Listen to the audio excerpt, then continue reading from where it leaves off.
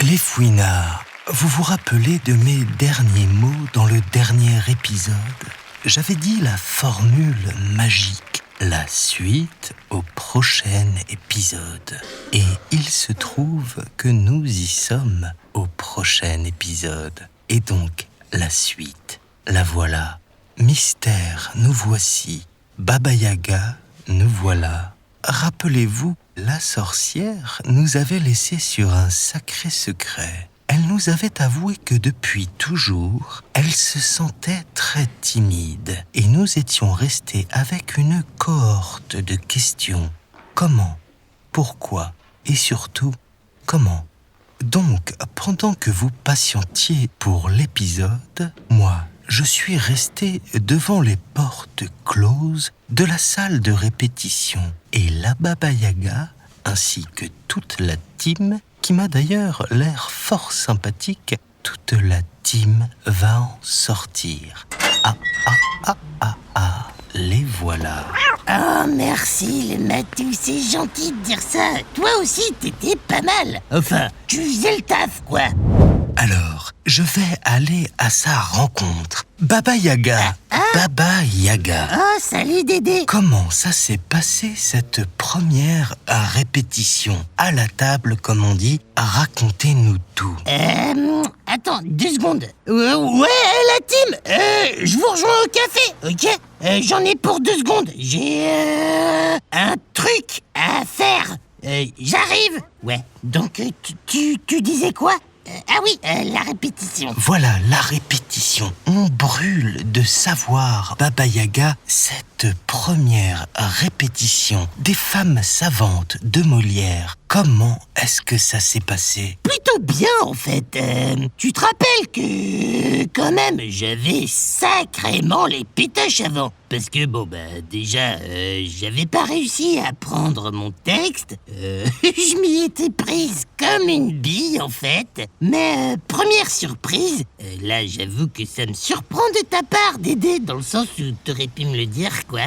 Tu me déçois un peu, mais répétition à la table, ça veut pas dire qu'on passe sur la table d'opération ou je sais pas quoi. Ça veut dire, en fait, qu'on va travailler avec le texte devant les yeux, en lecture, quoi. Donc, déjà, quand j'ai compris que c'était pas la peine d'avoir appris tout le texte, mon stress s'est vachement dissipé. Alors, juste pour être bien précis, j'ai essayé de te dire que c'était une lecture, en fait, mais tu ne m'as pas vraiment laissé parler parce que tu étais... Ouais, attends, et toi, tu te dis pas Oh, tiens, la Baba Yaga, elle aura envie de savoir ça pour arrêter de suer du bas du dos depuis qu'elle s'est levée, alors qu'il fait même pas très chaud. Non, tu t'es pas dit ça? Ça t'est pas passé par la tête? Alors, c'est vrai, mea culpa, Baba Yaga, c'est de ma faute. J'aurais dû réagir, mais c'est vrai que depuis tout petit, j'ai du mal, moi, à m'imposer. Mais d'ailleurs, ça nous ramène à notre sujet, Baba Yaga, ou plutôt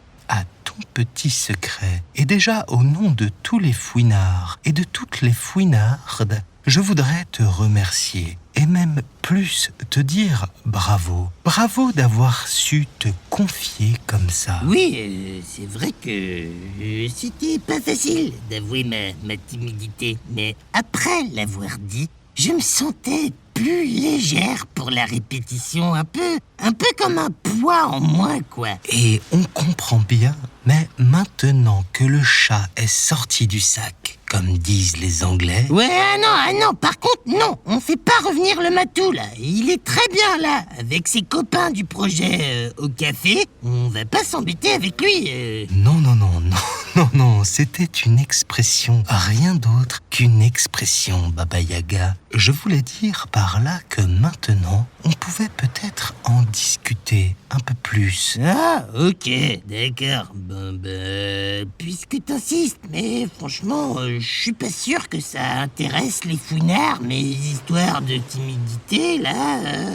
Au contraire, Baba Yaga, au contraire. Je pense même que ça peut en toucher plus d'un qui, peut-être comme toi, est concerné par ce petit problème de timidité. Ouais, bon, oui, ok. Qu'est-ce que tu veux savoir? Eh bien, déjà, comment est-ce que ça se manifeste chez toi, cette timidité? Alors voilà, mon vieux Dédé. Mhm. En fait, comment dire, c'est pas tout le temps, mais c'est souvent. Je vois. C'est dès que je dois rencontrer des nouvelles personnes. D'accord. Tu te dis bien qu'avec le matou, je suis pas spécialement timide. Mais avec des gens nouveaux, j'ai l'impression que ça va forcément mal se passer. Et souvent, c'est vrai que ça se passe pas super bien. J'en fais trop, je parle trop fort, je raconte des blagues, mais comme je suis pas à l'aise, elles sont pas drôles. Je vois. Et puis après, en général, je charge le matou. Je charge. D'accord. Et du coup, non seulement je passe pour une pas drôle, mais en plus, je passe pour la méchante qui martyrise son matou, tu vois. C'est pas facile tous les jours, quoi. Mais alors, je pense que nos fouinards s'interrogent. Comment fais-tu pour quand même faire du podcast, de la BD et maintenant même du théâtre? Je sais pas, ça s'est fait comme ça. Ah non, Baba Yaga, non. On veut savoir maintenant. Non, mais c'est vrai. Enfin, je veux dire, ça s'est fait comme ça, quoi. Je sais faire que ça, moi. Même si ça me fait super peur, moi, il y a que ça que je sais faire, en fait. Ah, d'accord. Le reste, je suis nul, en fait. Mais alors, quel conseil donner aux fouinards qui, eux aussi, souffrent de timidité? De faire du théâtre, peut-être? Alors ça, j'en sais rien, moi. Chacun fait comme il veut, ou plutôt comme il peut. Mais les fouinards, franchement, c'est pas si grave.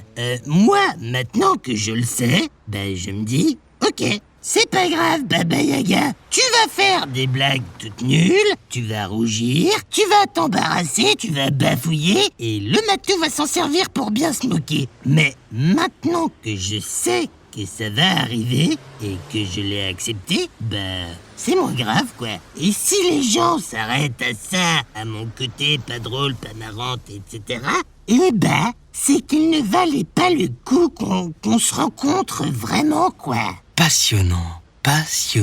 Alors, dernière question. Non, faut que je rejoigne le reste de l'équipe, moi. La lecture s'est bien passée.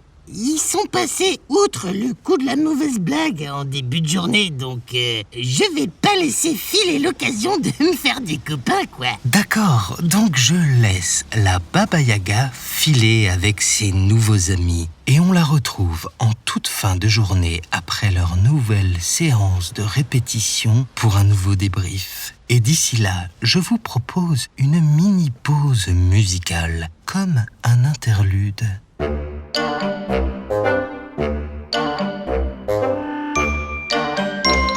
Voilà, c'était donc un morceau de Léo Westphal, le compositeur attitré du podcast de la Baba Yaga. On espère que ça vous a plu et on retrouve maintenant la Baba Yaga qui sort du théâtre à nouveau. Alors, Baba Yaga, 3 mots pour débriefer cette journée de répétition.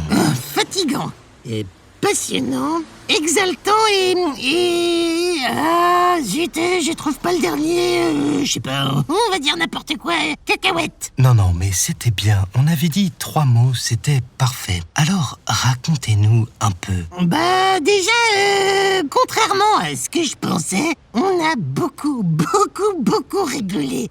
Moi, je me disais qu'il fallait que je fasse sérieux, quoi. Sauf que, on n'a pas arrêté de faire des blagues. blague. Et moi, je pensais au début que j'allais me faire disputer, quoi. Un peu comme à l'école, quand je faisais des poils au nez. Quand la maîtresse disait un mot qui finissait par « et » ou poil aux yeux quand ça finissait par « e » ou poil au popotin quand ça finissait par... Enfin bon, bref, t'as compris. Je me prenais des heures de colle pour ça, moi. Mais là, aujourd'hui, j'avais le droit de faire la folle et de faire rire la galerie, quoi. Et même que monsieur le metteur en scène, il m'incitait à continuer. Et donc, moi, faut pas me le dire deux fois, hein. J'ai fait mes blagues sur blagues sur blagues sur blagues, quoi. D'accord, mais est-ce que c'était des blagues du même acabit que la blague de ce matin qui est tombée à l'eau sur le matou marien? Non, non, parce que là, j'étais à l'aise, donc c'était chouette, quoi. Et tu sais quoi? Même avec le matou, on s'est bien marré. Ce qui n'arrive pas tous les 4 matins, si tu vois ce que je veux dire. Décidément, c'est un petit miracle. Mais à part faire des blagues, est-ce que vous avez quand même travaillé? Bah alors, tu sais pas, ce qui est marrant, c'est que à la fin de la journée, moi, j'avais l'impression qu'on n'avait rien fait du tout, quoi, parce que j'avais mal aux abdos à force de rigoler, et que même, il y a eu un fou rire général qui a fait qu'on a dû s'arrêter pendant 20 minutes. Mais en fait, comme il disait René, c'est le nom du metteur en scène, et en fait, on avait traversé tout l'acte 2 et quasiment l'acte 3. Et même que je connais déjà une partie de mon texte par cœur, sans même l'avoir appris. Enfin, il l'a assez bien résumé d'ailleurs, Dédé, parce qu'il a dit un truc du style le théâtre, c'est de rigoler. Mais sérieusement, je sais plus comment il a dit, mais bon, c'est un truc comme ça, quoi. Mais alors, conclusion, Baba Yaga, le théâtre, ça accroche? Ah ouais, non, c'était top.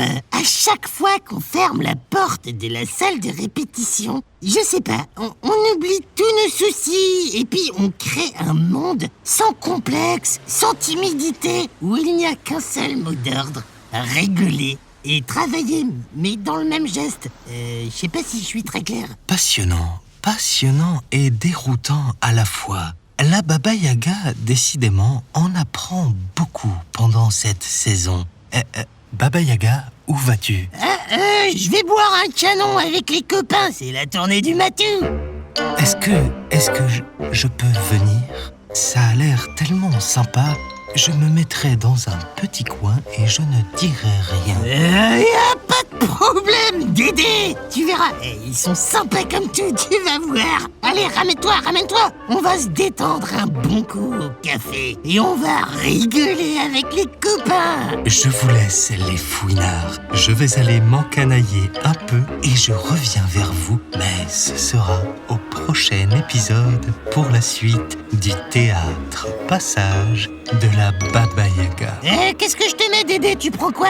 C'est le matou qui paye, alors tu prends ce que tu veux, hein. Dans ce cas-là, je vais prendre un verre d'eau.